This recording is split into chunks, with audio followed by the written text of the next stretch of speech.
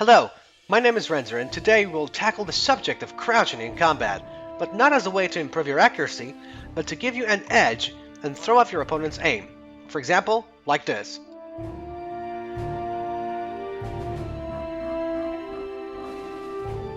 Nothing wrong with a little double dipping now and then.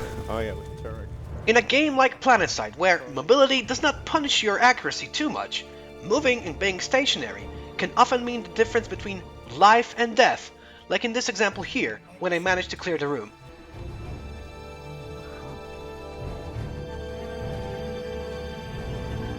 Alright, so what is the big deal with crouching anyway? Well, any half-capable player, when fighting you, will try to pre-aim your head, meaning have good cross replacement, or the moment he'll see you, he'll flick to your head. So by crouching during the engagement, what you do is you throw off his aim. Now that's all fine and dandy, but the problem is, most people in this game don't have good cross replacement, and they aim more or less like this. So what happens when you crouch? Well, you give them free headshots.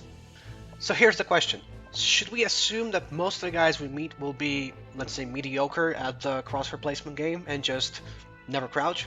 In my opinion, no. I think we should always strive to be as good as possible, and, well, if we have to pretend that every enemy we meet is our equal and try to outgun him in any possible way.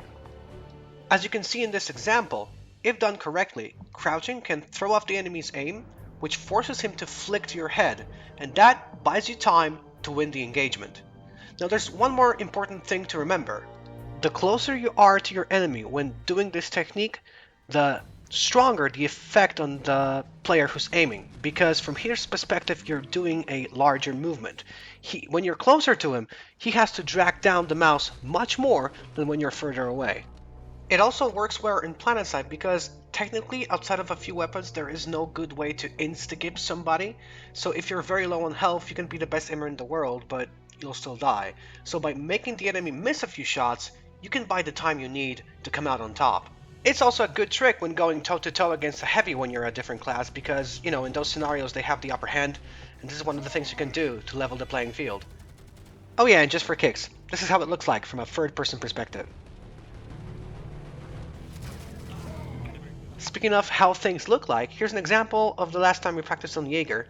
So I round the corner and by sheer luck I catch this guy off guard. I think he's reloading, and look at what he did. He crouched. Now in that situation, that was the best thing he could have done. He knew that he wasn't able to, return fire, so he was trying to buy time. But luckily for me, I managed to stay on target and weren't really far from each other. But we have to notice that if I were just a little bit less lucky and that maneuver would, throw my aim off, it's not impossible that he would have gotten me.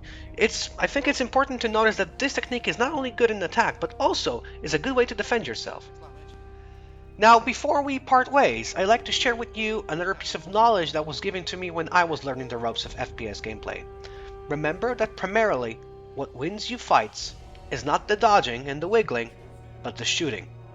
So don't forget about what should come first. Anyway, thanks a lot for watching, and I hope to see you both on stream and in game. Renzer out.